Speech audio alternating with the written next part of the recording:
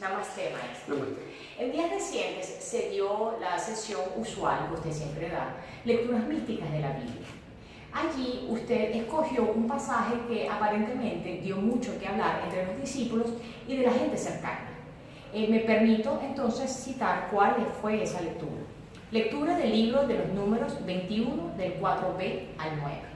Maestro, me gustaría que por favor nos hablara sobre la enseñanza y sobre todo la enseñanza mística que está detrás de esa lectura.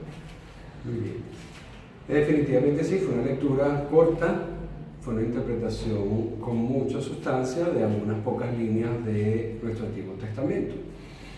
Y antes de dar la explicación, tengo que a lo mejor presentar un poco, no el contexto, sino la razón por la cual se da una explicación mística. Por supuesto que todo texto sagrado, nuestra Santa Biblia es un texto sagrado. No es solo un libro de historia. Lo que aparece allí narrado no se puede ver como un hecho histórico. ¿Por qué?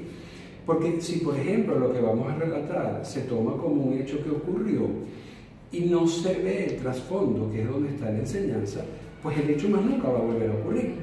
¿Okay? Entonces, si solo se ve como un libro de historia, digamos que se pierde la esencia de un texto sagrado. Cuando vemos que se tiene que dar una enseñanza, por supuesto que se tiene que enmarcar dentro de una anécdota, se tiene que enmarcar dentro de una historia, pero no solo hay que ver la historia, sino la metáfora que hay detrás. Específicamente en ese pasaje del libro de los números, no la recuerdo de memoria, voy a simplemente parafrasear, se estaba hablando del pueblo de Israel, del pueblo elegido por Dios, que estaba preso en Egipto, y Moisés, con inspiración divina, con la orden divina, estaba tratando de sacar a los israelitas hacia la tierra prometida. ¿Okay? Si solo lo vemos como historia, eso no va a volver a pasar más nunca. ¿Okay? Entonces, no lo vamos a ver solo como historia, vamos a ver cuáles son las metáforas y la enseñanza detrás. Ahí está la enseñanza mística. Es el pueblo elegido por Dios que alguien, Moisés, lo tiene que guiar hacia un estado superior de existencia, que es la tierra prometida. La metáfora a lo mejor de estar aquí en la tierra y llegar al cielo. ¿Okay? Cuenta en esos pasajes que estando en ese camino de ya liberados, por decir así, de la esclavitud, en ese camino antes de llegar a la tierra prometida, los israelitas la estaban pasando complicado. ¿Okay? La estaban pasando complicado, estaban pasando hambre, estaban pasando frío porque estaban en el desierto, estaban pasando calor, se estaban sintiendo mal, y en ese camino los israelitas empezaron a renegar de Dios. E inclusive le decían a Moisés: ¿por qué nos sacaste de allí? ¿Okay? Y simplemente con esa queja, dice que Jehová Dios le mandó serpientes y escorpiones que picaron a muchos israelitas, y muchos israelitas se murieron. Cuenta la historia después, algo que tenía que hacer Moisés, pero hasta allí hicimos la lectura.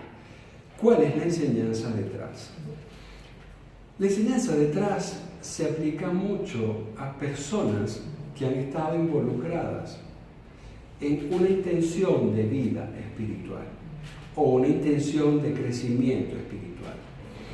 Cuando vemos al pueblo elegido por Dios, no es cualquier pueblo que se le dé el nombre de los israelitas, pero podemos ser generales al pueblo elegido por Dios o a la persona elegida por Dios.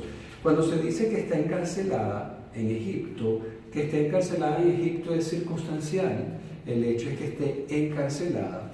¿A qué está encarcelada?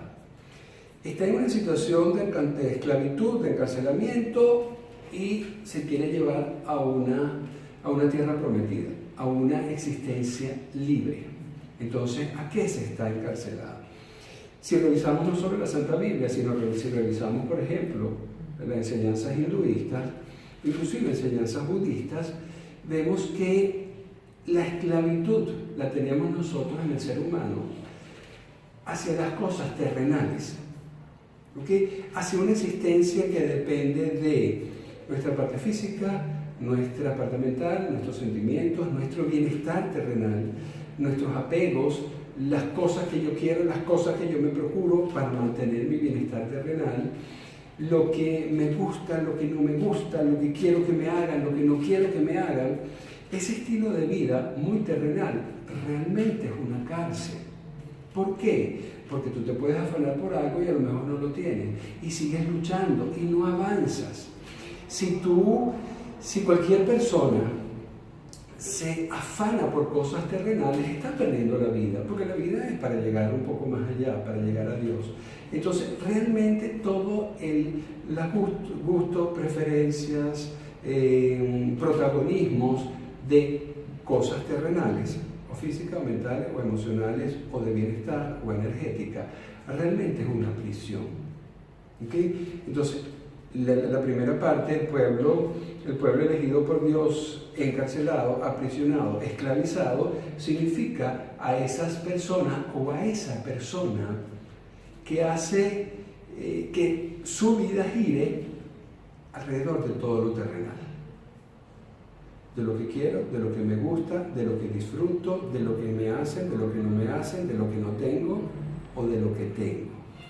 ¿Okay? Esa es una persona que vive encarcelada.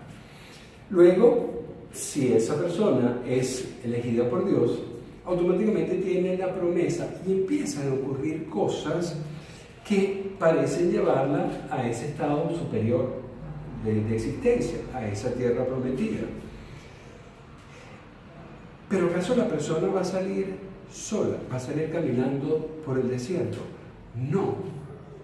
Para que esta persona elegida por Dios llegue cerca de Dios, siempre, pero siempre, Dios manda a alguien.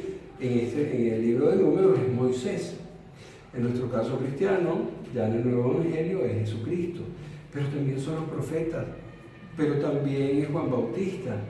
Siempre Dios debe mandar a alguien para que la persona que está encarcelada se libere. ¿Ok? Esa es una de las cosas difíciles de manejar hoy en día, que todo el mundo cree que puede llegar a Dios de forma autónoma, de forma por su propio esfuerzo. No, Dios mandó a Moisés y realmente Moisés caminó por el desierto con esa persona. Moisés simplemente no lo guió con instrucciones. Moisés no le dio un libro para que la persona caminara sola. Moisés caminó con los israelitas para llevarlo. ¿Sí? Moisés también sufrió. Moisés también sufrió calor, hambre, frío, malestar, todo lo que estaban sufriendo los israelitas.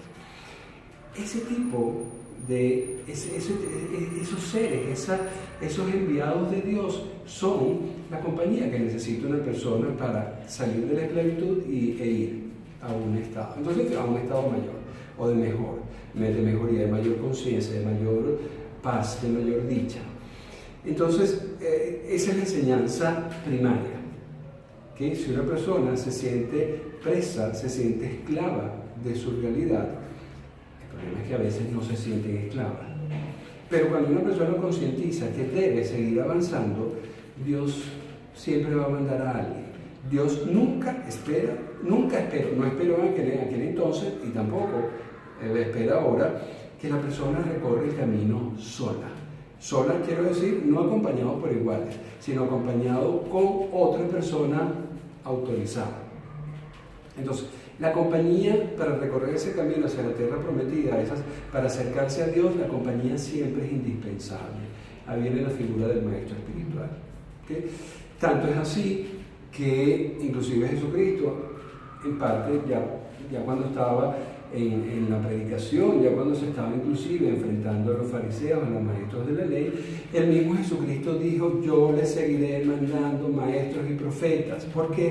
Porque es la forma de acompañarles a acercarse a Dios. ¿Ok? Entonces, el libro de Números directamente lo dice, desde las primeras páginas de nuestra Santa Biblia. ¿Okay?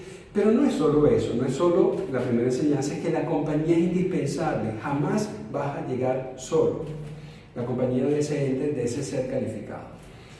La otra enseñanza que está detrás de ese pequeño trozo, de esa pequeña anécdota, es que en ese camino, cuando Dios espera que tú vayas saliendo de tu esclavitud, que tú vayas soltando lo que te tiene preso, en ese camino, la vida, la existencia no es fácil. Si vemos, hay 3 o 4 cosas de las cuales los israelitas se quejaban. Si vemos de lo que se quejaban los israelitas en ese camino hacia Dios, está a lo mejor las comodidades, que es terrenal, está el hambre, que también es terrenal, está el frío y el calor, que también es terrenal. Lo que quiere decir es que en ese camino hacia Dios, la terrenalidad se vuelve complicada. La terrenalidad empieza a pesar, a doler, a maltratarse. ¿Ok? Es necesario, porque si la esclavitud implica la terrenalidad, para salir de la esclavitud, la terrenalidad se tiene que empezar a disolver. La terrenalidad tiene que empezar a perder protagonismo. ¿Ok? Y muchas veces a muchas personas les pasa lo mismo que a algunos israelitas. Cuando se empiezan a sentir incómodos terrenalmente, ¿ok?, las personas se empiezan a quejar. Y empiezan a decir, ¿por qué me pasa esto a mí? Si yo debería estar mejor. No, la Santa Biblia dice que no estás mejor. Si tú no quieres pasar hambre, si tú no quieres pasar frío, si tú no quieres pasar calor, te hubieras quedado como esclavo. Porque aquí por lo menos tenías un techo, por lo menos tenías una sábana y por lo menos tenías comida. ¿Ok? Si tú quieres algo mejor, tienes que asumir que la terrenalidad va a empezar a perder prioridad. ¿Sí? Las personas que tienen mucho apego a su parte terrenal, yo pudiera decir místicamente que tienen mucho apego a su esclavitud, se empiezan a quejar. Puede llegar a ser el símil de los israelitas que empezaron a caminar y apenas ve que en las primeras noches hacía frío, de día hacía mucho calor, estaban pasando hambre, no, yo me devuelvo. Y la persona se devuelve a su terrenalidad. Así va a llegar a la tierra prometida, nunca. Porque primero Moisés no se iba a devolver con ellos. Moisés seguía caminando. La persona se va a tener que devolver sola. ¿Ok? Y a lo mejor quién sabe qué le pasa en el camino. Pero a lo mejor llega otra vez donde estaba presa y se queda allí presa. ¿Ok?